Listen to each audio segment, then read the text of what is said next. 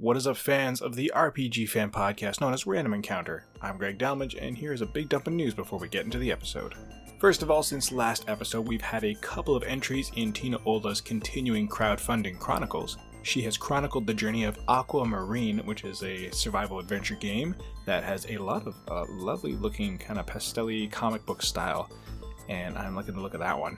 The other one is a really retro-inspired, vibrant, classic RPG called Rose of Starcross. Both are looking pretty awesome and worth checking out, so go have a read of those two features. And the other big piece from the feature department is Music of the Year 2019. This big old beast is finally out. We've taken our time, but we've had a lot of stuff going on to get it out. Anyways, if you want to go listen to some wonderful tunes and see some of our feedback on some of the best albums put out from the last year and the pieces they're in, please go have a read of this big lovely feature. If you are a fan of VGM, this is the article for you.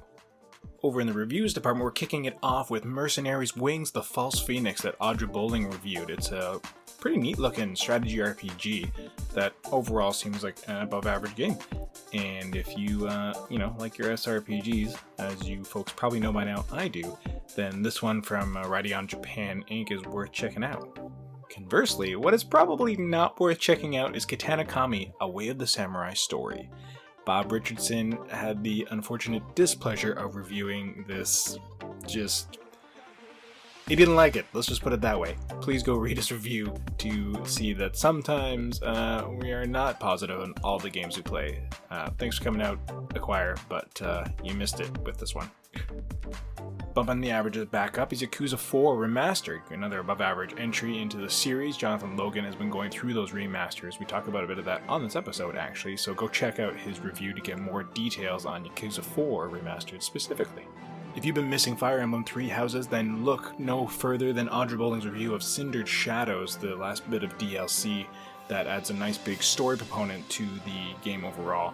This DLC pretty much seems centered for people like you and me who want more Fire Emblem Three Houses. I mean, I'm only singling out a few people here. There's some of you that probably don't want any more of it, and there's some of you who don't even care. That's all fine. Either way, if you're fans of Fire Emblem Three Houses, you're probably going to be into Cindered Shadows. Go check out her review, and also check out our video review over at the YouTube channel to see what it's about with your eyeballs as well as your ears. Because seeing with your ears, whatever. Moving on. Honestly don't know where Audra finds the time for, but she also reviewed The Lost Child over the past couple of weeks, which overall seems like another average entry into the traditional RPG genre, so go check out her review of that and marvel at her incredible ability to play games. This next one I'm a little jealous of. Rune Factory 4 Special came out, brought over to the Switch from the 3DS, and Nathan Lee got his hands on it. I'm a big farming fan, so hence my jealousy, but overall it seems like a pretty solid port. And if you don't want to do Stardew Valley or Harvest Moon, Rune Factory's got your back. Finally, we close things out with some reviews that are a little off the beaten path for us. We've had some RPG-adjacent film and TV content drop lately. Don't know if you've been watching them, but we've reviewed them. Alana Hags had a look at the Dragon Quest Your Story film, and Peter Triesenberg watched the Ni no Kuni film, and then finally Caitlin Argyros wrote up her review of Netflix's The Witcher series. So if you want to know our thoughts as big long-time RPG fans about these series and how they adapt some of our most beloved RPG franchises to the big screen, then go give those reviews a read. And there you have it, that is the news. Now we're going on over to episode 183 of Random Encounter.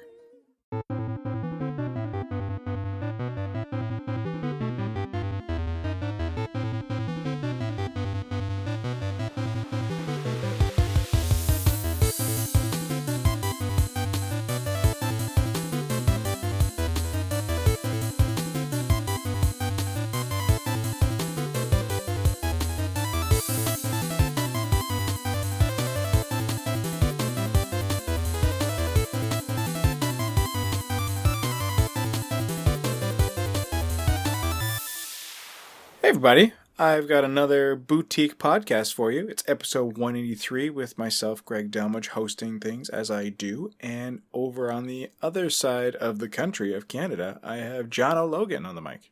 Hey, I'm boutique. I like that. Well, it's just two of us. It's a small little contained episode.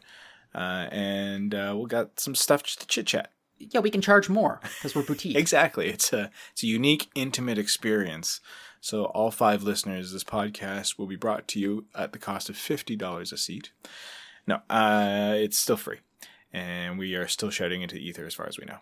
I'm kidding. People have been really nice and giving us some nice feedback on Discord, which I like. We got some emails back in the day. We talked about that last episode. And I will happily take more Discord chit-chat. Speaking of which, I so rarely check our email over at RPG Fan, as I've said on the episode many a times, because it's mostly just spam all the time. So it's always a fun reward when I get something other than spam. At any rate, please do email us. I'll hit us with the email at the end. Whatever. And as far as Discord goes, are you, Jono? You're on the Discord, aren't you? But you probably don't chime in too often. I very rarely do. I'm on there, but not on there. Meh, not a big deal. Yeah, I don't know. It's just not really my scene. It's hard to keep up with. It is. It's just always moving. The thing is, like, if you're into the online chit chat and everything, like, then you make time for it. It's a part of your social life, and like it used to be. I used to be more on top of our forums, on top of other forums I was a member of in the past. Mm-hmm. But I've just not been able to make time for it anymore. And it's not necessarily to say that like my social life is so busy that I can't make time for the internet, so to speak. But it's partly just the communities I was a part of have dissipated and aren't there anymore, and also that I'm just busier in general. Like, not only just having a family and such, but trying to keep up with my career and keep on top of all the needs for that, right? And I mean, yeah, and some of it is social life, and some of it is, trying to be in producing and that aspect of my career as well, not just the acting side. So it's a lot on the table. And then so much of my time on the computer is spent doing work for the site that, like, once I'm not needed to work on my computer or play a game on the computer, I just kind of want to step away from it. So yeah, and I mean that's just kind of goes part and parcel with being an adult, really. I mean, the only online forum I ever was really, really involved in was a Sliders message board back in like 1997. It was my favorite show back then. Sliders, the TV show? Sliders, the TV show. Amazing. It was an amazing show, and was filmed in your neck of the woods. That is true, actually. It was well before my time being here in BC, but that was one of the ones that was Canadian produced, wasn't it? Or not necessarily Canadian produced, but like shot in Canada, rather. Yeah, it was shot in Canada, yeah. I mean, I loved it as a kid. I thought it was one of the greatest shows. Alternate realities are just my jam anyway, so. I never got around to watching it myself. I just only have it in my memory because of the lead actor in it, who was also in My Secret Identity. Jerry O'Connell. Thank you. Jerry O'Connell was in it, and I did catch him in some of his stuff after that as well, and I did catch a bit of Secret Identity, but my uncle produced My Secret Identity in Toronto. Oh, wow. Or his production company was the one that produced it, so it always has had a special place in my heart. Has such a catchy theme song. You'll never guess My Secret Identity. And nope, not going down that rabbit hole. Any rate, welcome, listeners. We are here to talk about old TV shows, not video games. This is TV Encounter. TV Guide Encounter. There we go. Coining it. TV Guide Encounter. Go look up that URL, Jono. Let's knock that down. I mean, if Solosty wouldn't sue us, we could always call it Retro TV Encounter. As he grinds his teeth in our general direction. I am basically here to talk about the fact that all I've really been playing is Wizardry. Wizardry, Labyrinth of Lost Souls, in which I have lost my soul to its labyrinthine dungeons of no fun. I talked about it with Pete last time I was on the episode just one-on-one with him, and then I had kind of just started it at that point, and he was a bit more positive, not necessarily on it, so to speak, but on the sound of it, just because he comes from the background of playing the classic Wizardry games and all that sort of jazz, and has a certain love for their archaic nature. I never really got into it. The closest I got was Etrian Odyssey. I tried a couple of demos back on the DS, and Etrian Odyssey is super fun because you get to draw your own map as you play with the dual screen. Before I realized I could buy maps in the game, because there's not much that's really well explained in this game. Before I realized I could buy the maps and they would fill them in for themselves, I was drawing it out on the grid paper on my own. Oh, that is classic. Exactly. And it was kind of fun. I kind of enjoyed the experience to a point until eventually it got super tedious because the dungeons they're too big. And that's, I don't know. It's, and that's something that I feel like, again, is better in Etrian Odyssey, is better in stuff like Phantasy Star. I love Phantasy Star, and it's got the same kind of setup when you go down into the dungeons where you're exploring this dungeon blindly in first person, and there's no real overworld map to kind of track you. And you were encouraged to, make your own maps. And when they're smaller, it's fine. But these things are like massive grids of just stuff and so much empty space. And then the odd maybe random encounter, which it's always up for grabs, regardless of your level and what floor you're on. You could just meet a murder party that just destroys you. And, and like all my characters are around level 20. And I'm at a place I'm like midway through one of the dungeon floors, and like most of the stuff I can take care of pretty decently. Then there's the odd thing that just will one shot my character for like over 300 damage, and I'm just like, what? How? Like I've almost maxed out all my character spells with my party, and my gear is the best thing I can buy in the shop. I mean, you're definitely encouraged to delve and hopefully find stuff off of bodies, and I think that's kind of where I'm at now. Like I've plateaued with the best sort of stuff I can get through the shop, and the shopkeeper, whose name is Iron Hand. He's on brand. And he really doesn't have too much else for me. Like, it's expanded a little bit.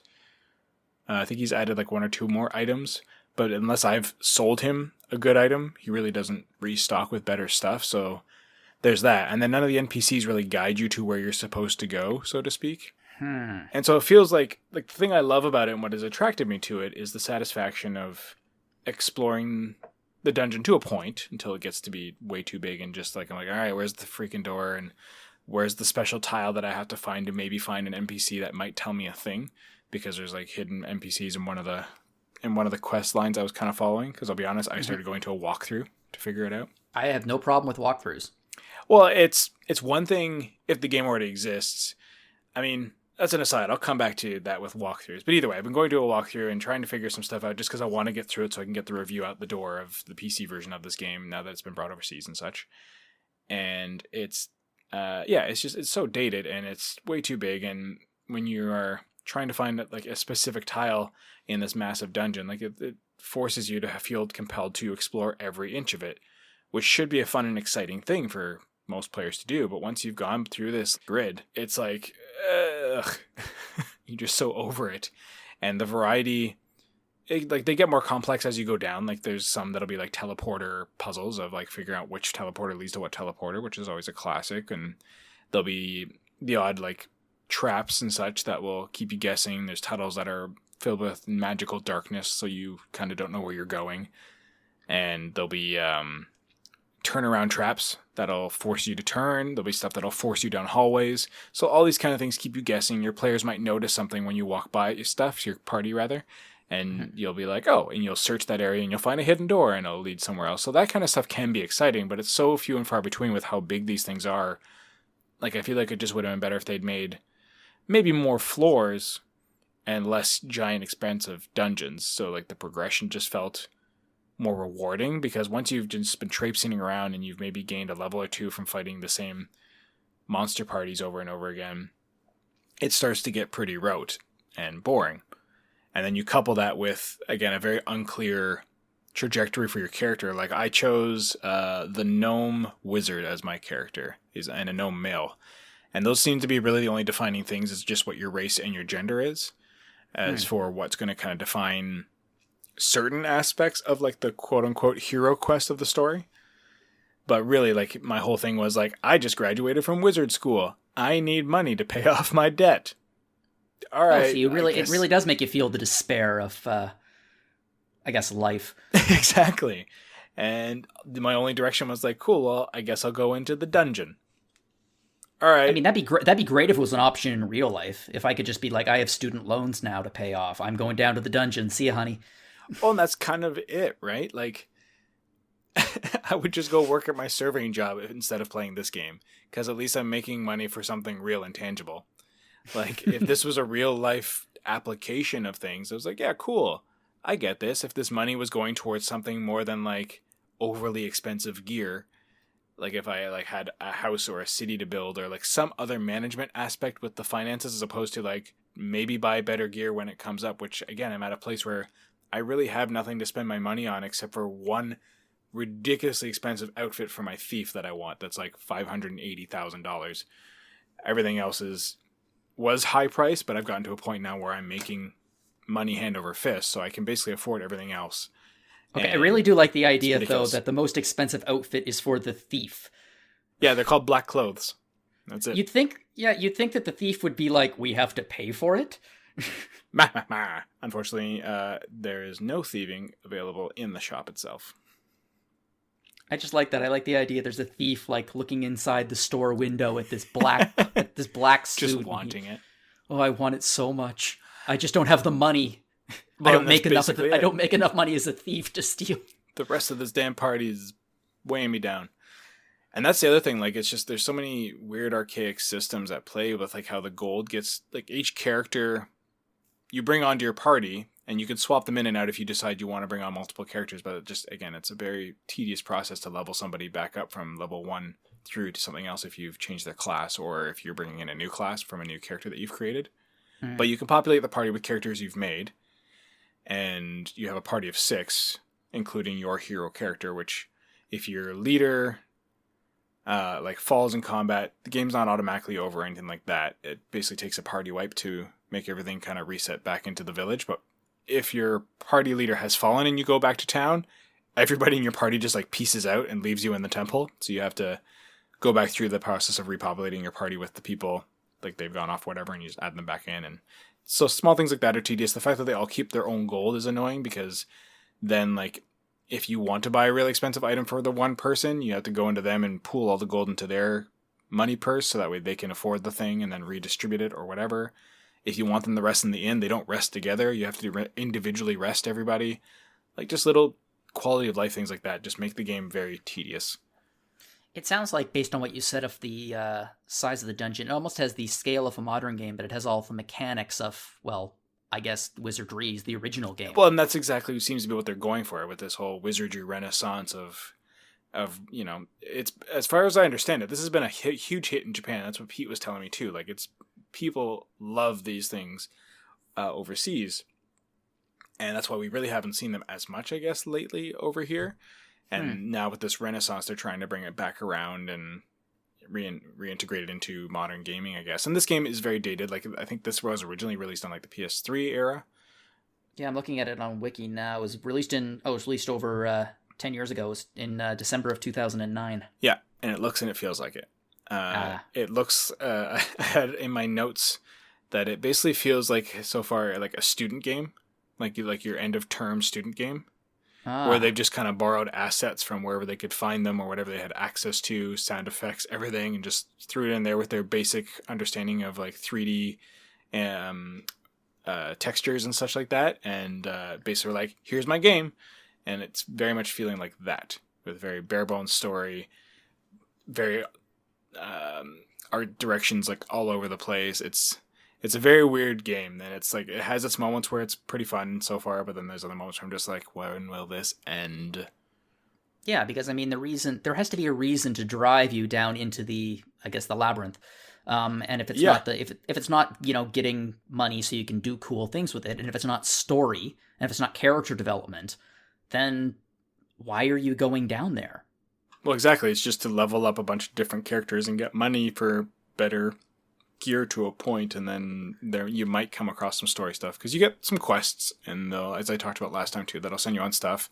Some of the quests are super obnoxious because they are requiring random drops. Oof. So it's like, turn in 10 of these things, and then like I spent like 3 hours trying to find 10 of these things, because just one was finding the monster and then getting the monster to drop them. So it's like, when you defeat them, that was a mess. So just the worst kind of fetch quest. Exactly. And there's nothing worse than also, because they'll just drop a random thing and you have to get it appraised, because everything you find in the dungeon is unidentified. So but there's one class that you can get that will appraise things for free. So they were in my party for a while, and now they're just kind of on the bench for whenever I go back to town. I'm just bring them back in, get them to appraise things, and then bench them again. Just because I wanted to switch things up with my class or my party, and so that helps. Yeah, I feel like that's that specific mechanic. I mean, they had it in. Did they have it in Diablo 3? I know they certainly had it in the first 2. There was a lot of identifying in those ones. Not everything, but there was a lot of equipment you had to identify. I mean, it's a holdover from D&D. You didn't just magically know what a magic item was and what it did. that felt true and rang true when you were in playing Baldur's Gate and stuff like that too. But it gets to a point, obviously, where a character has seen a thing before and their intelligence is high enough that they just know, like, that's a +1 sword. You know, or that's just a basic sword. And if they go the step further, going like, oh, it's magical. Okay, well, I don't know what the magical nature of it is, so that we should get checked out, And I get that. But when I've picked up the same pair of shoes and, oh, it's still the pair of shoes. It's still a rusty dagger. It's like, you'd think you'd know it by this point. But whatever. That's not a big deal, but that's basically your biggest way to find like the better equipment. But the other thing that happens is they drop chests, and there's so many times where a chest has been dropped and I've investigated. It's like, does it have a trap? It might have a trap. You unlocked it. There was no trap, and there's nothing inside the chest. It's like, what? Why? You just wasted a minute of my life on nothing as I probed this chest for no reason. Anyways, it's just got a lot of tedium and such, and like I said, I don't really know. My goal seems to be just get to the bottom floor and maybe I'll find things out. And that can be easier said than done because you just kind of, like I said, hit like a plateau sometimes where like everything is just beating you to a pulp, but you can't buy better gear to help. So it's just like, I guess I'll maybe hopefully try and grind out a level from this. But if I go up a floor, things are too weak and it takes too long. And on this floor, there's a chance I could get party wiped. It's like, it's a dicey dance. That sounds like a heck of a poor balance issue. It's weird. Right now, I hate ninjas and Hokage. The two of them are just, they can just mow down my party, and they do this thing where like they'll kill you, and you get what your character's dead, and when you revive them, they're actually reduced to ash, and then so they're still not alive. They're ash, and then you have to restore them either by going to the temple or casting a spell on them. But there's a chance that the spell will fail, and if so, they're just lost forever. They're just gone. They guess it just blows away in the wind. And you're like, oh no, come back, Kate. Oh, well, there she goes. Then you're just like, it's that investment of like the past 9-12 hours I've invested in this one character, and it's just like, I don't want to do it again. So I've definitely been starting to get a little more save scummy before, because there's always a chance that it could succeed. So every time before I would do that restore spell, I'm saving, and then if it fails, it's like, nope, I am not making a new party member and starting from scratch again. Do you lose their stuff too? It seems that way, yeah. Unless you had unequipped it before doing it, everything's gone. Which, at this point, is some pretty decent items that I can only find in the dungeon. So it's not worth the risk. So it's, like I said, it's, like the fun thing about it, like, it feels very D&D. It feels exciting, like when you're figuring out puzzles and, when you feel the power of mowing down enemies sometimes. Because every once in a while, it's just like, cool, a party of like 3 rows of 4 minotaurs. Nope. Or whatever. Like that kind of thing. It can be ridiculous other times. It's just like, it's a single little ghost girl. Okay.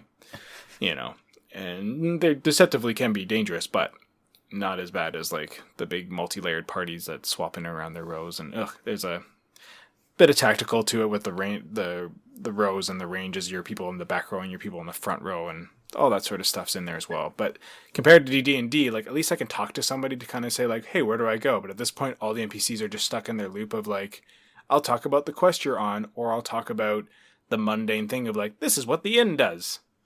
Have you heard some rumors? Not that I have any. It's just like, what?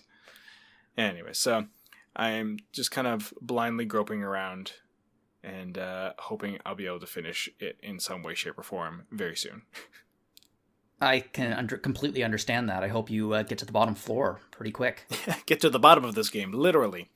Hope you stumble down those stairs, head over heels till you get to the bottom. Yeah, exactly. It's been a ride, and like thankfully nothing's procedurally generated, so it's all the same kind of things. Like once you find the exit, it's there. Like you don't have to go back through and go through a new dungeon every single time you come back in, right? So that's good.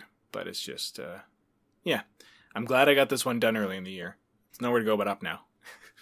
Yeah, that's a good way of looking at it. Exactly, right? So it's not without its redeeming qualities, but yeah, my review is going to be, we'll see how it pans out. It doesn't sound like an editor's choice. No, it does not. At any rate, you've been playing some older stuff too, actually, because the Yakuza series got remastered, and you've been ripping through a bunch of those, haven't you? Yeah, I've been playing whole plethora of games lately. I just my Yakuza 3 review is out on the site now. By the time this is released, I think my Yakuza 4 review should be out. I'm currently in progress playing Yakuza 5, which is it's batshit crazy huge. In like a good way? Yeah, actually in a very good way, but it's massive. It's insane how much is in this game. I'll get into that in a bit. But yeah, I was also playing some older stuff. I just sometimes you sit down at your computer and you're just like, I'm just going to play some older stuff that I know is kind of shorter and is more experiential. And so I got through some Steam backlog and some Epic backlog. I need to put faith in that. I'm worried about spending the time where it's like, I should go somewhere else in another game, in a bigger game, where it's just like, yeah, but these things can be digested in like a day or less, like a 2-day playthrough at, a couple hours a piece. Yeah, and I mean, I'm a big fan of walking simulators, which, I mean, some people adore them, some people don't. I really like them. And like a good walking simulator, you should be able to get through it in like a couple hours. And it will tell if it's a good one, it will tell a beautiful story in a way that you can't get through any other medium. I still stand by Two Brothers as probably my favorite example of that so far. I still haven't played Two Brothers, but I've heard excellent things. Enjoy your heartbreaking. Yeah, it's nice when they make you feel all the things. Well, that's the impressive nature of that game too, is the fact that there's no actual dialogue. And the fact that you get that too, right? Like, it's the storytelling's done beautifully. But yeah, Yakuza. I mean, it's fascinating because I had never played. I'm a massive Yakuza fan and a relatively recent convert. It was about just over a year ago, I think, where we had a copy of Yakuza Kiwame. It came in. It was coming out for Windows, and Alana asked, "Hey, do you want to review this?" And I had never played the Yakuza series before, and I was like, "All right, I'll do it." Yeah, I remember that. Yeah. Yeah, and I played it, and I really liked it. And then I played the Kiwame 2, and I loved it. And then I played 0 and lost my mind about it. Like the series has been growing on me progressively. What's the difference between Kiwame and the basic? Sorry. Kiwame is the remake of the PlayStation 2 original, using a more modern engine and using like the modern Yakuza game. So it still falls in like the timeline. Like, it's technically Yakuza 1, but it's just like a remaster kind of thing. Yeah, all the cutscenes. It has some additional material, but all the cutscenes are faithfully, I guess, redone. Is very faithfully, actually. It's interesting to watch. When it was released, I watched some footage on YouTube, just like comparing the two and tracking the shots and things like that. And it's very, very similar. But the difference was the original Yakuza had fixed camera angles as you were exploring the city, and okay, so it makes it less dynamic. Yeah, modern ones are over the shoulder kind of games, which you could explore the full 3D version of the city, or whatever cities you're in. So yeah, I mean, I fell in love with the first 3 in the series, and unfortunately, 3, 4, and 5 were out on the PS3, but I didn't have a PS3. And I didn't want to play 6 until I got to play them, and then the remaster trilogy came out. So I've been getting my Yakuza fix for the last few months, and it's been interesting going back in the series history, but going forward with the story, because Kiwame 2 was rebuilt in I think it's the Dragon engine, the most modern version of the Yakuza engine they used to make the games. And then Yakuza 3 jumped backwards to the first game that actually used the over-the-shoulder or behind-the-shoulder camera view where you could fully explore the city. It got rid of fixed camera angles. But because of that, the Yakuza formula, the modern one, wasn't quite there yet. They were still figuring it out. I mean, it still had a ridiculous amount of side content, but it just didn't play quite as smooth as I'm gonna, in quotations, the first 3 titles, Kiwame 1, 2, and 0. And it's been fascinating going through the games, going through Yakuza 3, Yakuza 4, Yakuza 5, because I get to see in very rapid succession how the game evolved and how it became what it is today. And I mean, I enjoyed Yakuza 3 and I enjoyed Yakuza 4. They were both solid Yakuza games. They're still Yakuza. You know, the characters that I love, the situations, the insane melodrama crossed with just the most silly insanity I've ever seen in video games. And you're still in the gang. It's so... Like, Greg, have you ever played a Yakuza game or have you ever followed anything? No, I haven't. Partly because it hasn't been something that's been super interesting to me, although I've heard great stuff about it. So that part has made me go like, okay, it could be worth checking out. But it's just, the backlog is real. There's just too much on my plate that I was like, this seems like an investment that I don't need to go down right now. Totally understandable. Joe just started, actually. Yes, that's right. They did. They just kind of finally dove in. Yeah, I've been talking with them a bit about it, and Yakuza 0 is a highlight. If you are ever playing it, like, I love in my opinion, there's some hot debate about it, I guess, including on RPG Fan right now, the Facebook page, because, like I said, Joe has started to play it, so there's a lot of people chiming in with the order that the games should be played. It's my opinion. Actually, I'm curious what you'd say, because just in terms of narrative, Yakuza 0 is, many people consider to be the best game in the series, and I actually would agree with that. And a lot of people are saying because chronologically speaking, it takes place in the 1980s, it's a period piece, and it comes first. So you should start with Yakuza 0 as an introduction to the series and then move on to Kiwame 1. In my opinion, I played Kiwame 1 first, and then I went back to 0, and I think that was a better choice because 0 was made as a prequel. And because of that, I think a lot of the enjoyment of a prequel comes out of seeing the characters that you've met and know where they came from and what they were doing before you got to know them. And I feel like if you play Yakuza 0, if you play the prequel first, even if chronologically it works, you're going to be lacking a bit of the... I feel like you're going... Like the context? No.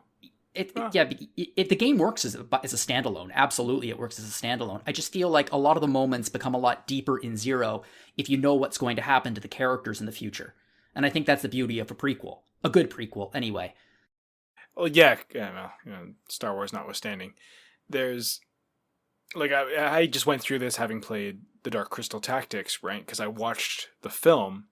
And then Dark Crystal Age of Resistance, both the game and the Netflix series, I went to after watching the film, and they're prequels. So to a point, like I had this talk when I was talking to Pete about it, like, you know, you could conceivably watch the series / play the game before watching the film, and you'll kind of see the build up to what's going on. But obviously there's a gap too in between where they're clearly gearing up for a second season. Here's hoping. I mean, it could work as it is, but...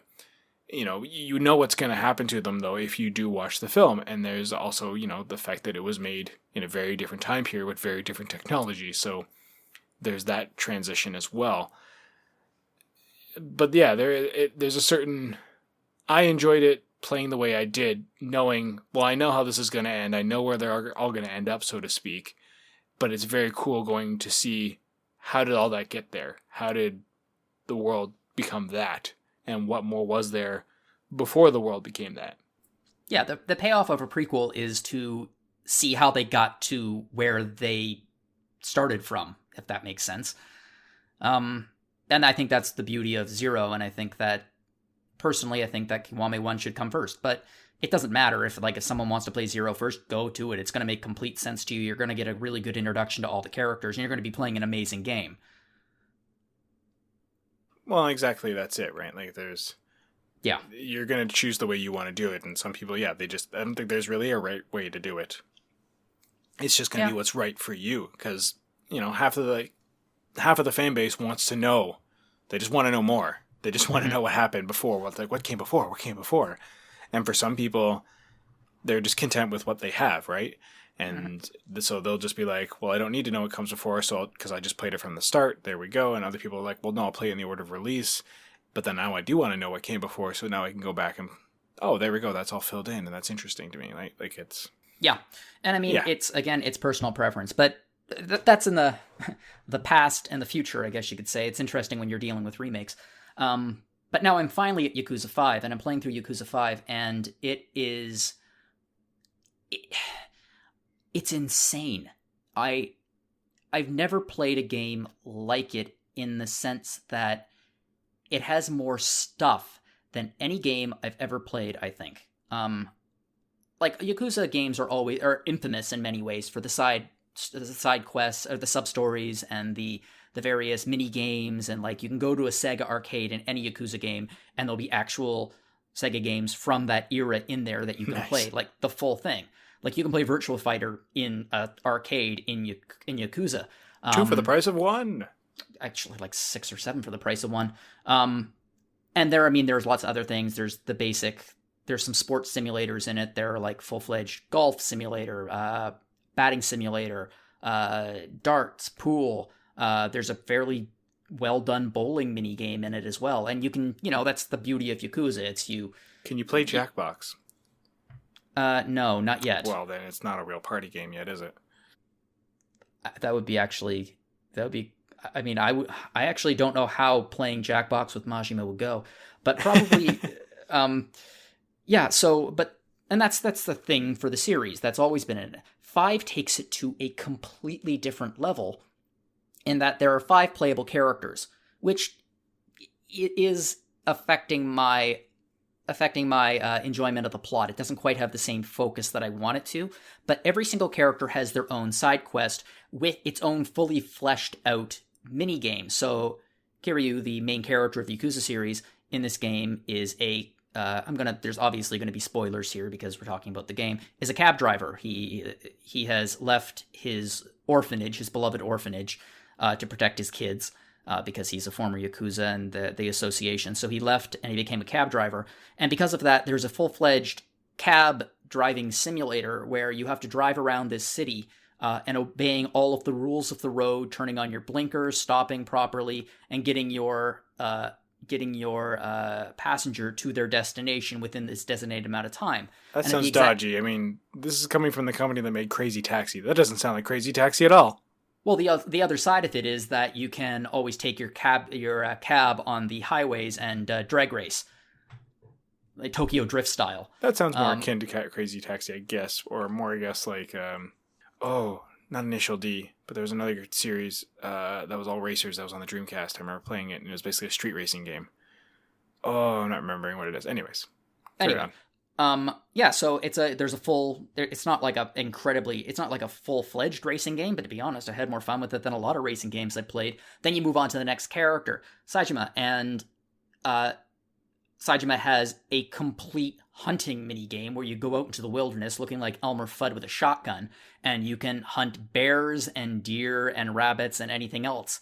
Yeah, so he has this full-fledged hunting minigame, and then you move on to Kiryu's adopted daughter, Haruka, and she is training to become a Japanese teen idol, so like a teen performer, and because of this, she is currently training. So the combat suddenly just goes away. There's no more combat, and instead, it's a full-fledged rhythm game where you have to learn dances and you have to engage in dance battles. That sounds incredible. I mean, I'm of two minds of it, because on the one hand, I'm like, why can't she kick ass? Along with, why can't she kick someone in the face too? But on the other hand, it's really well done. And I'm not a giant fan of minigames, but I'm really enjoying her section, which is the one I'm in right now. I guess it wouldn't be conducive to her career if she was trying to be an idol and also beating people up. Yeah, you're right. Probably not. We'll see what happens in Yakuza 6. I don't know. I've been avoiding spoilers rather successfully to the she entire could fall from series. grace, true. Yeah. Yeah, I've been avoiding spoilers really. It's been difficult, but I've been doing it, so I still don't know what happens in 6. I suspect that I don't know about 6. After I finish 5, I have two options. One, I can just download 6 in the PlayStation Store and play it, or I could wait for however long it would take and see if it comes out on PC, and then I could probably review it for the site. And I know it's kind of like got to catch them all with Yakuza and me right now. Hey, if you're into it, go for it. I mean, hopefully we get an opportunity to review 7 when it comes out, because full-fledged RPG with turn-based combat, which is going to be interesting. Yeah, I don't see why not.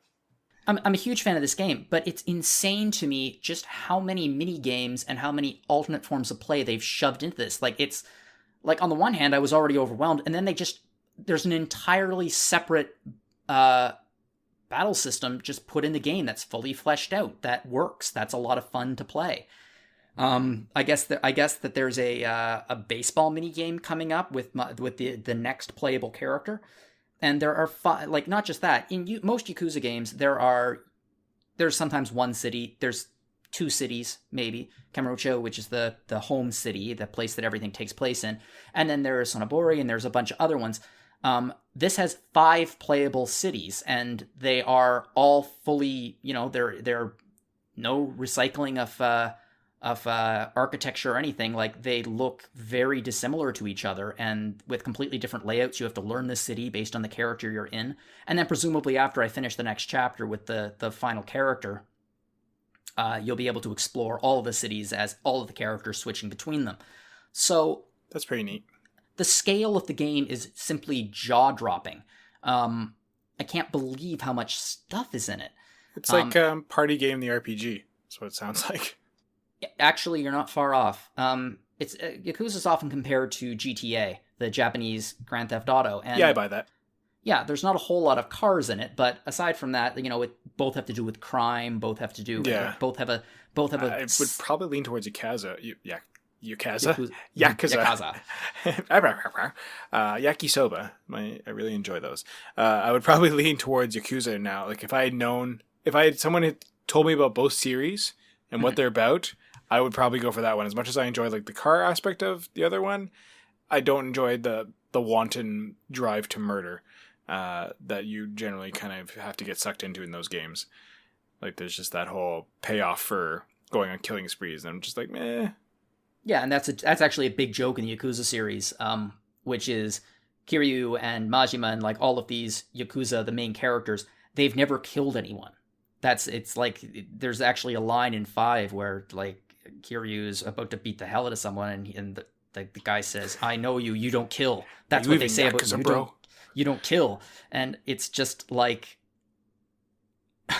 It's just like, in a couple of fights ago, I beat a man repeatedly with a motorcycle, till he was beaten on the floor and bloody. How did you beat him with a motorcycle? How strong are you? Well, it's simple. You just pick up the motorcycle and you beat them to death with the motorcycle. It's very simple. I feel like that's a one-shot deal. Like, once it's down, you gotta do some serious squats to get that back up over your head. It depends on the character you're playing.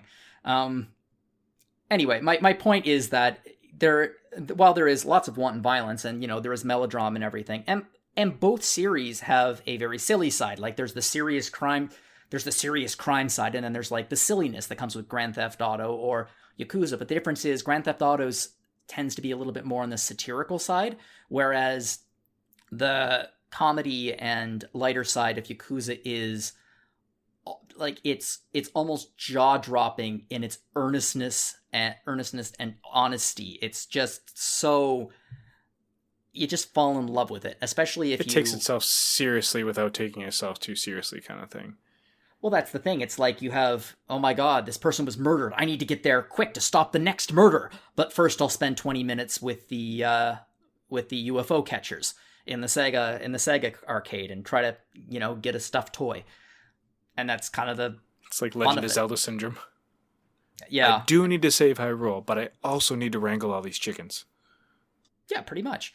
And I mean, that's one of the reasons I'm so excited about Yakuza 7 Like a Dragon. It's going to be a classic RPG. Apparently they're basing it very similar to Dragon Quest. Like, the main character, from what I've read in it, I don't think this is a spoiler, they actually have an in-game universe reason why it's an RPG, a turn-based RPG. It's the main character was a Yakuza, and he gets sent to jail for 18 years for a crime he doesn't commit, and then he gets out of jail, and he decides that he has failed as a Yakuza, so he's a huge fan of the Dragon Quest series, so he's going to become a hero instead. So all of a sudden, awesome. everything around him, because he's such a huge fan of Dragon Quest, it's through his eyes, so to speak. So he bats become swords, and it's going to have a fully fledged out job system, just like Dragon Quest or Final Fantasy. So I'm super excited to play it. Yeah, it looks amazing. And apparently it's going to rival the size and scope of Yakuza 5 in terms of like playable cities and side quests and sub stories and all that. It's interesting.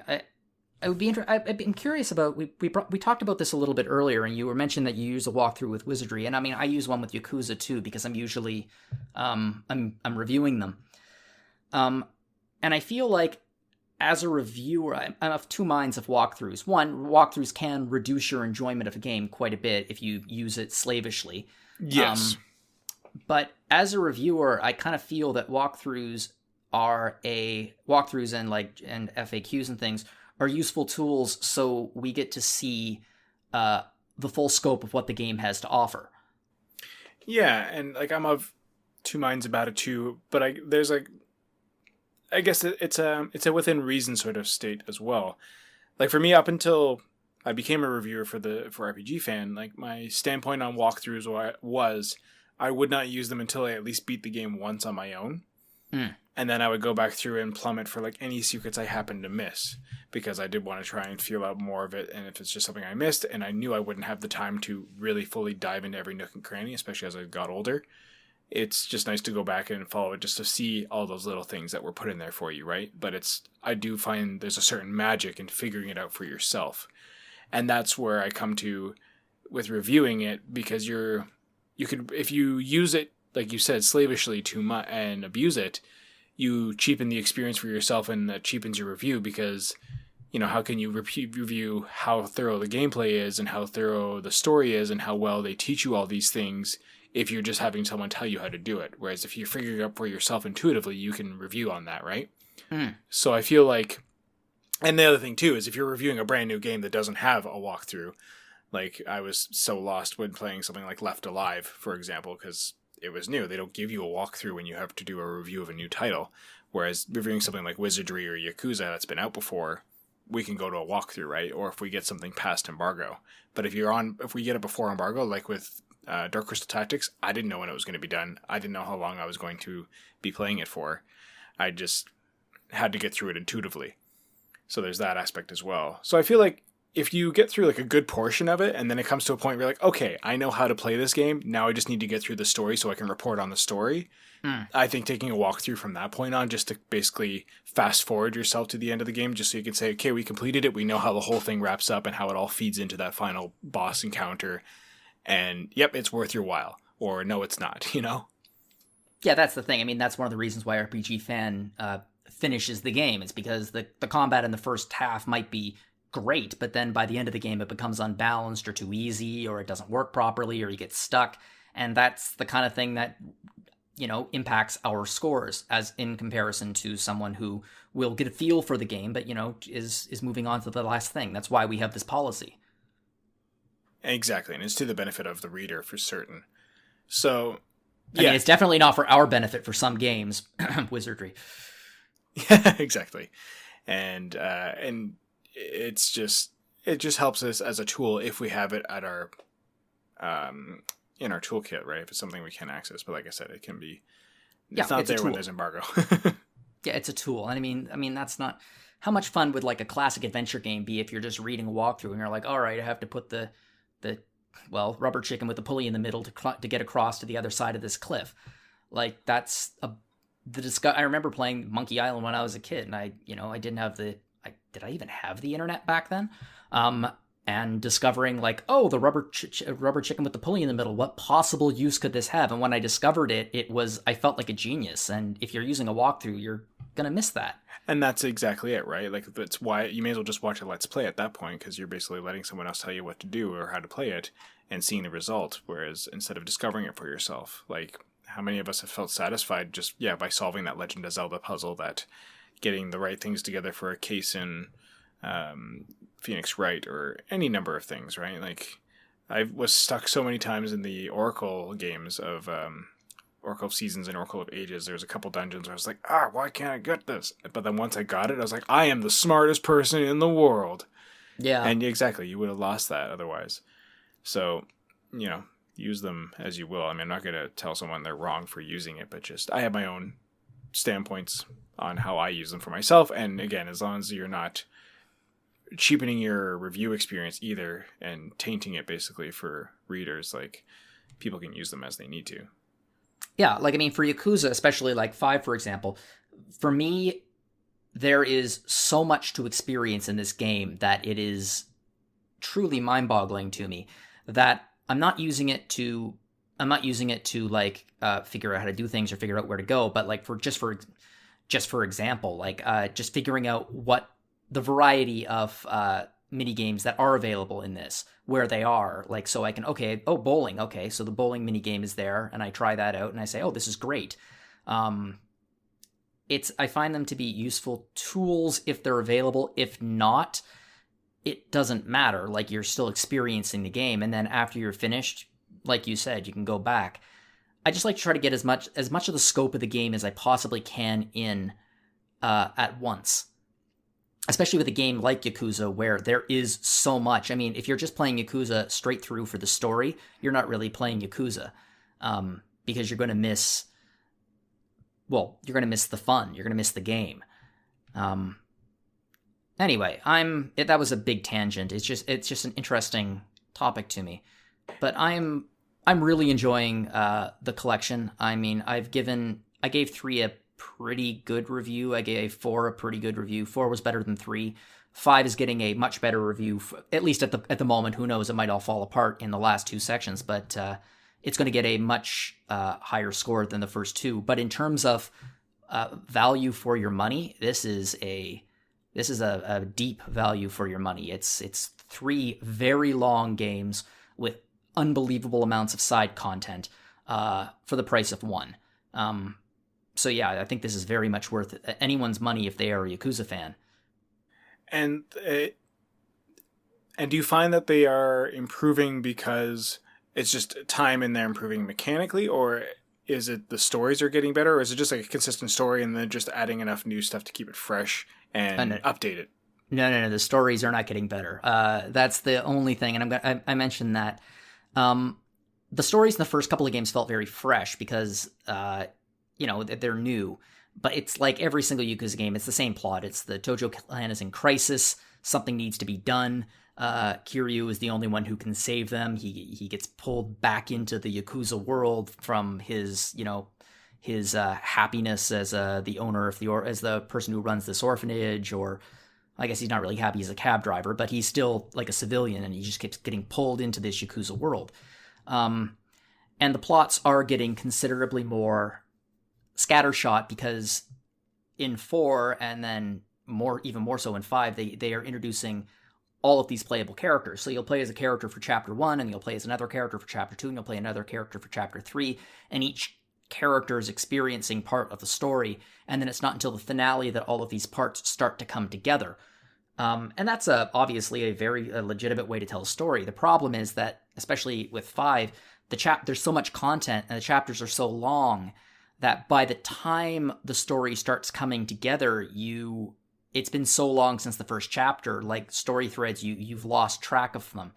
Whereas with 0, 1, 2, and 3, it told a fairly straightforward story beginning to end. And there were lots of plot threads and lots of twists and lots of unexpected happenings. But yeah, 4 and 5 have been getting considerably more scattershot with their storytelling. I understand with 6 we're going back to a single playable character, so it'll be interesting and I mean Judgment as well, which I still haven't played either. So it'll be interesting to see if the storyline becomes a little bit more coherent. That's not saying that the storylines are bad; they're still engaging. It's melodrama. I mean, that's Yakuza. It is pure melodrama. If you're going in expecting anything but that, you're going to be a little bit disappointed. And I mean, for all I know, Yakuza 5's story might really come together in the end. Like I said, I'm only in the 3rd chapter right now, but I have a feeling it's not. Just a feeling. It's just a feeling. Yeah.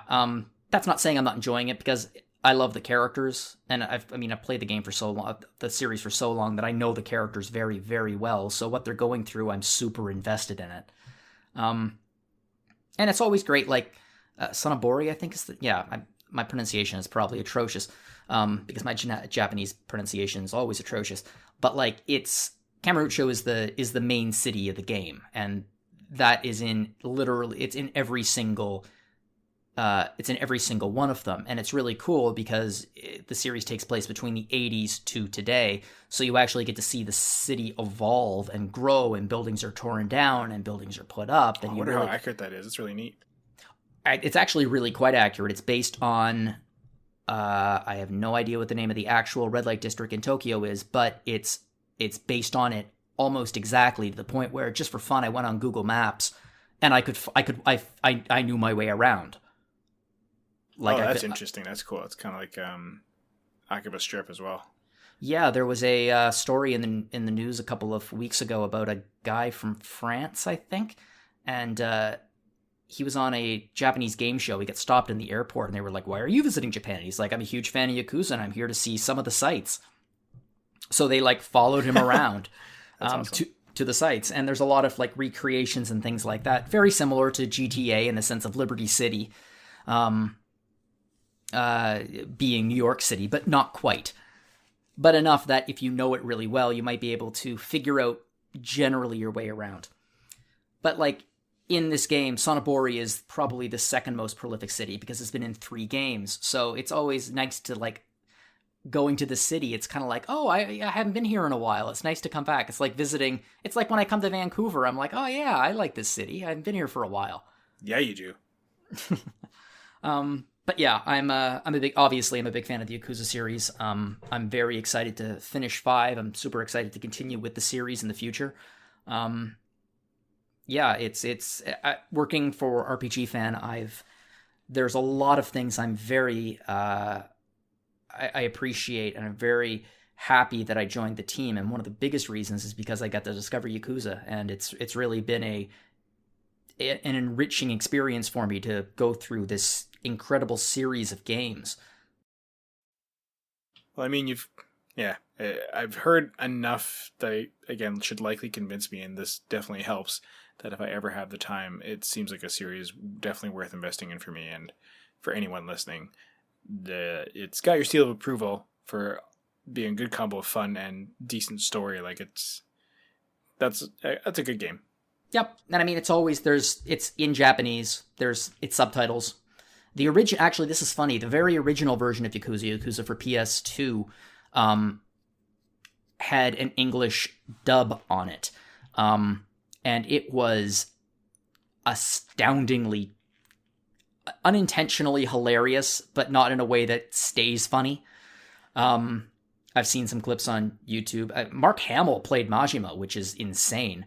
In retrospect, I mean, it's good casting, because Majima is sort of like a better-natured version of the Joker. I mean, he's a sociopathic criminal. I guess Majima has a heart of gold, though, and the Joker obviously doesn't. But the later games got rid of the English dub completely, and it's entirely in Japanese with English subtitles below it, and it lends a feel of authenticity to the series, into what's happening, that you're listening to it in the language. And it's really funny because I'll be watching the cutscenes, and there'll be subtitles on it. I'll be really engaged with it, and I'll, like, get up to, like, go pour myself a cup of tea or get a glass of water, and then I'll be walking away from the screen, and then my brain will go, wait a minute, you don't know Japanese, go back there, you have to keep reading.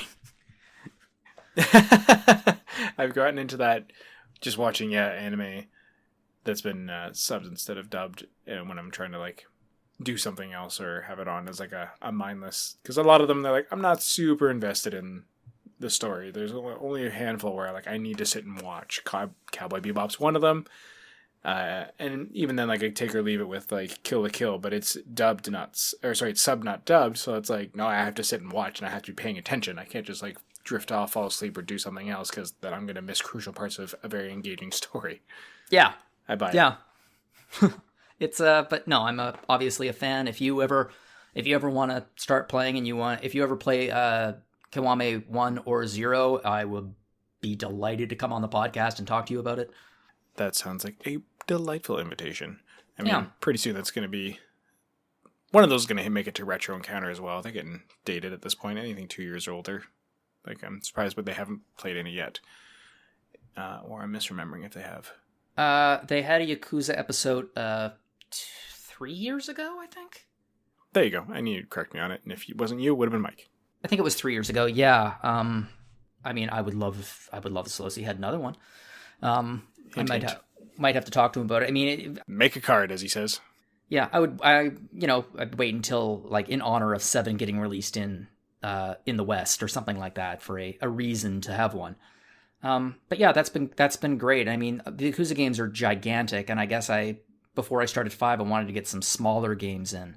So yeah, I played a bunch of like 2-day experience games, and that was really, really good. Well, that's good. Sounds like you've had a nice busy February of gaming and making it through the backlog. Yeah, the backlog is, well, you attack the backlog and then you're like, good, I finished like 4 games. Then you look at the backlog and you're like, didn't even make a dent.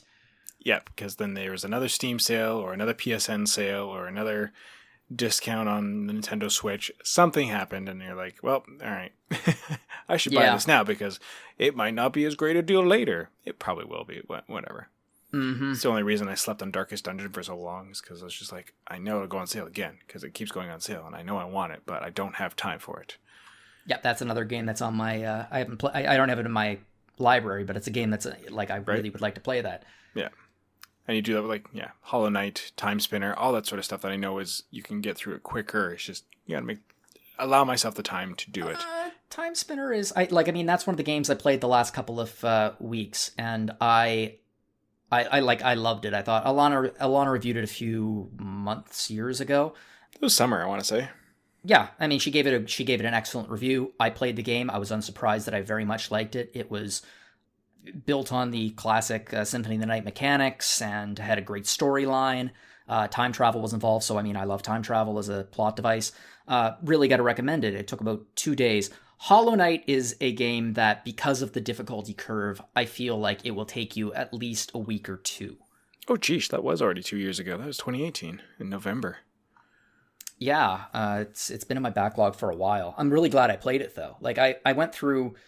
The games I played were Metroidvanias and walking simulators. Like, I also played Guacamelee 2, which doesn't really fit in our coverage because it's a pure Metroidvania and a bit of a brawler, so it doesn't have any RPG mechanics. It was a super fun game. Guacamelee 1 I had a good time with it when I played it a couple of years ago. The second one just built off that a little bit more. Yeah, I heard good things about it, and the style of it was cool. Yeah, they're fun. It's not the best Metroidvania I've ever played, but it was certainly a nice way to kill a day or 2 of just enjoying myself. A bit of some of the difficulty curve, and it was a little weird, but it was okay. What else? Oh, walking simulators. What Remains of Edith Finch I played, and I loved it. Yeah, which is an adventure game I'm surprised we have yet to cover.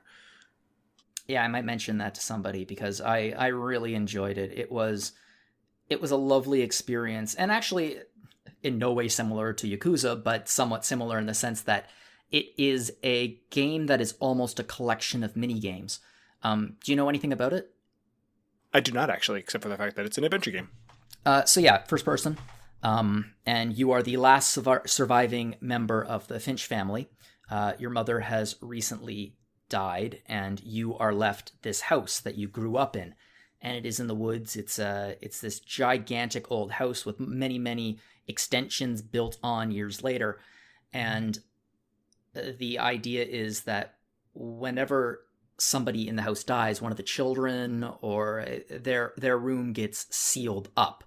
And there's always a little, there's always like what are they, looking glasses? What are they called? The things in the doors that you can look through so you can see the person on the other side. Keyholes? Oh, yeah, like the spy holes or whatever that you have in your... Yeah, I know what you're talking about. I can't remember the actual name of those are, but the peepholes. Yeah. Peepholes, I think is what it is. Peepholes. Yeah, so there's one in every single doorway in this house, so you can you can look through the peephole into these rooms that have been sealed shut for decades. But then you start to...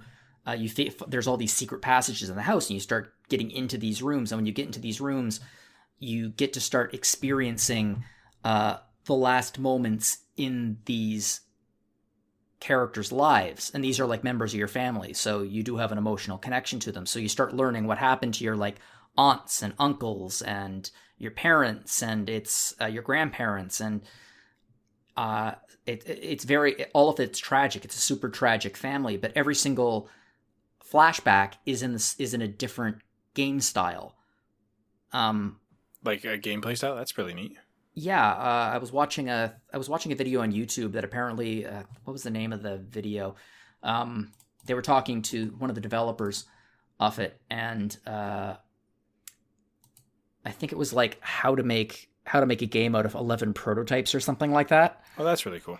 Yeah, so they like created 11 different prototypes of games, and then none of them were really quite working as full-fledged games, so they used them to build this. And it was personally, I thought it was quite a beautiful story. I was really touched by a lot of the things that were going into it. It was an exploration of tragedy and death and depression and mourning and acceptance. And I thought it was just a lovely, lovely game. And I mean, there's something about getting to explore a house. Like Gone Home is another example of just going into a house that you've never been in before and get to explore it and look around. There's a certain fascination I feel that humans have, like, where you just want to know how the other person lives. And it's not that you want to invade their privacy, so to speak, and like steal their things and rifle through their stuff, but it's just a curiosity of just like, how do they do it? How does this person's personality come together in a house? And yeah, you get to see it through a few of your friends and such like that, but there's I find myself like walking down my street. I'm like, I wonder what the inside of that house looks like, because it looks so nice. I would just like to see its layout. Yeah, I completely agree. And I think that's one of the reasons that maybe, I don't think this is just me, but like back when I was dating, when I would like my first time over at that person's home, the first thing I would be super interested in would be their bookshelf. And it's just like, it says a lot about a person. It's true. Yeah, it's just human curiosity. You're like, oh, what's this? Okay, what's this person? What does this person like? How do they live? That kind of thing. So yeah, I'm a big fan of walking simulators, and Edith Finch is one of the best examples that I've played recently. Yeah. And then after I finished it, I was like jonesing for more. So I played The Vanishing of Ethan Carter, which is the same basic structure of title, but a very different game. Yeah. A very different game, but still a walking simulator. And you are a paranormal detective, and you have come upon this almost abandoned mining town to try to find out what happened to Ethan Carter, who sent you a letter asking for help. And you find bodies throughout this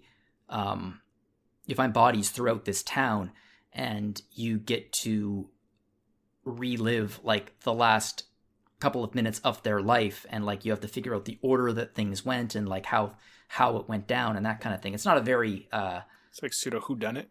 A little bit pseudo whodunit. It's not super gameplay mechanic heavy. It's not like big challenging puzzles. At no point was I ever stumped, but it was a fun experience. I thought it was good. It was not even remotely as engaging as Edith Finch, I don't think, but it was, I enjoyed it. So again, like if you're ever looking for a real quick game you're going to be able to, blow through in a couple hours, they're good games. They tell beautiful stories. And like I said, I think that's one of the reasons why there are certain walking simulators. Some people love them, some people don't, but I think that they are a vehicle for telling stories that can only be told in video games. And yeah, it's a certain hands-on mechanic, which is part of the benefit of it. Yeah, absolutely. So yeah, that was my couple of weeks in gaming. It's been a busy couple of weeks just playing things. Yakuza, sounds good. Yeah, Yakuza just takes up all of your friggin' time. It just does. They're gigantic, but worth it in my opinion. And again, that's see previous answer as to why I haven't gotten into them yet. Yeah, exactly. They're a bit of an investment. I was talking to Joe about it. And they said that they are, gonna play Zero as the next game. And I'm like, I know what that's like. Oh, you are in for a bit of a time playing through this series. See you in a couple months. Yeah, pretty much. But, I mean, Joe works through games like crazy, so. I mean, I feel like that comes with age and possibly singleness. I'm not sure. It's hard when you've got a lot of commitments. I was just reflecting on this with a colleague lately, that there's moments like Like, don't get me wrong, I would not trade the life I have right now in any way, shape, or form. But there are moments where I pine for like those bachelor days where I'm like, I can just sit here and play 8 hours of video games for the next 3 days because there's nobody else who needs me. There's no one else who is requiring my time except I go to my job. I maybe go to the gym. I have to like run errands to get food. But beyond that, like, no one's going to complain if I just stay shuttered in my room. And sometimes, like, I want that. And I more or less do have that to my benefit, like when Gwen's at school during the day and that's at work because we work off hours. So, like, I can get away with that to a point. But it's nice to be like, can I just have no responsibilities again? Just for, like, a brief window? I can't argue with you. It's the kind of thing that I do miss the days when I could just be playing a game and look up and be like, oh, it's 3:30 in the morning. You pine for that selfishness, but like I'm always aware of my partner's needs and that I could be doing things to help us as a family. And it's not a bad thing. It's not something I would ever not want to have in my life. I would never want to be single again. I'm happily married and don't want that to change. And I would take this over that any day. But every once in a while, I'm like, I could just use like 2 days of this, just 2 days of not having to care about anyone but myself. And I think that's human nature. You want to be selfish every once in a while, right? And I mean, I think that's necessary. I think being selfish every once in a while is necessary for good mental health. And I do completely agree with you. It's definitely self-care. Yeah, I do completely agree with you too about like, I don't want to be single again because although I might look back at that time and think like, oh, I could do this and I could do this and I could do this. I know for a fact if I was single for more than like 2 days, it'd be like, oh yeah, this sucks. Yeah, because I can't do this and I can't do this and I can't do this. Yep. Oh, that's the fun of being single. And I mean, to quote Dr. Horrible's sing-along blog, we do the weird stuff. No, I kid. But you know what I mean, you silly folks out there. Anyway, before we wrap up the episode, after all that diatribe of touting singleness and not at the same time, I'm not going to go too much into it, but I did watch a couple of the video game adaptations that came out on Netflix recently. So Ni no Kuni and Dragon Quest Your Story. I'm not going to go too much into either, or I'm not going to go into really at all, but I will say to you, based on what you were just telling me about Like a Dragon, I now think you owe it to yourself to watch Dragon Quest Your Story. Okay. Just because I think you'll get it once you watch it, why I feel like you'll understand. And then we'll talk after. And all that being said, like, it's a beautiful film. Like, the animation's insane. Yeah, it looks gorgeous. So it's a marvel in that regard. It's just, it does a really weird kind of Cole's Notes version of the story and condenses it down and then does its own thing. Yeah, like I was talking to you in the pre-show about it, and I think I said I've never played the remake. I only played the Dragon Quest V on DS. I've only ever played the SNES version. Yeah. All the way to the end, so I mean I know the story, but it's been a long time, so yeah, I might actually watch it because it was a good story if I recall. It was, and I love that concept of the whole passing the torch to your next generation kind of thing. That's really neat. And then of course there's the ever going debate of who do you marry and all that sort of stuff, and then the DS added a third option if I'm not mistaken. So all that sort of stuff's kind of encompassed in the film. But anyways, now just specifically because of what you were telling me about Like a Dragon now, it makes me want you to watch it even more. And then I feel like you'll message me immediately in Slack and be like, oh, I get it. You know what? I think I might. Well, that pushed me into watching it. After I finish 5. So there you go. Yeah, because, we got work to do first for the site, right? Of course.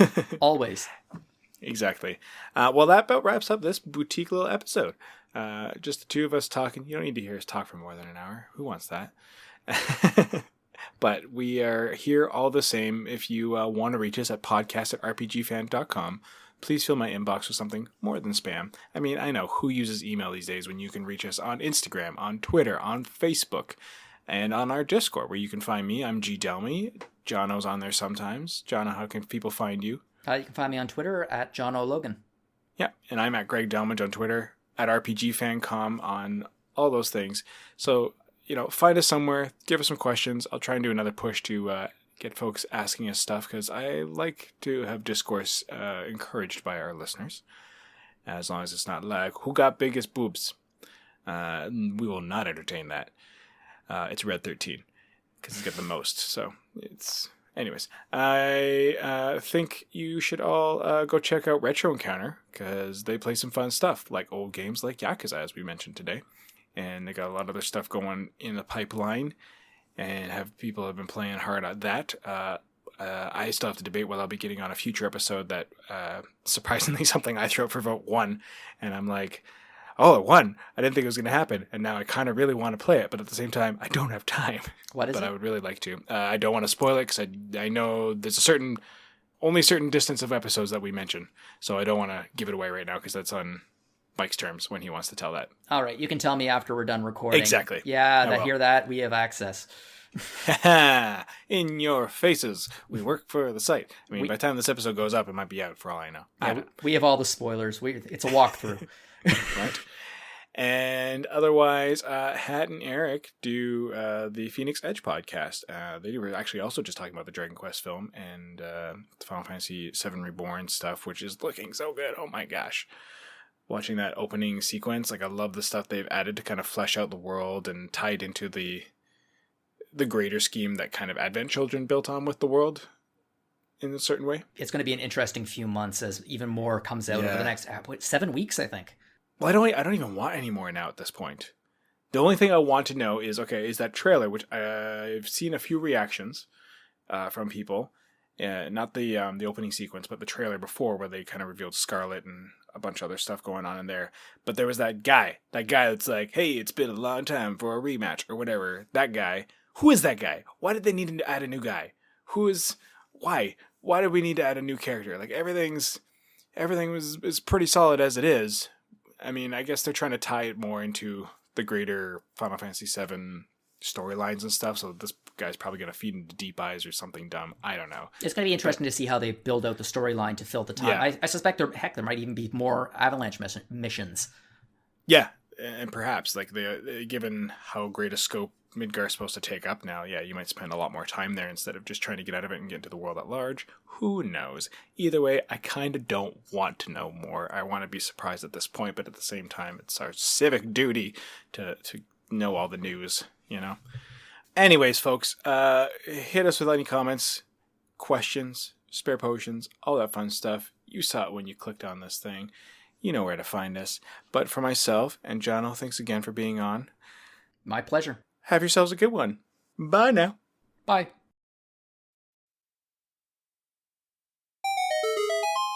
I'm waving. Why am I waving? It's a radio show. I appreciate it.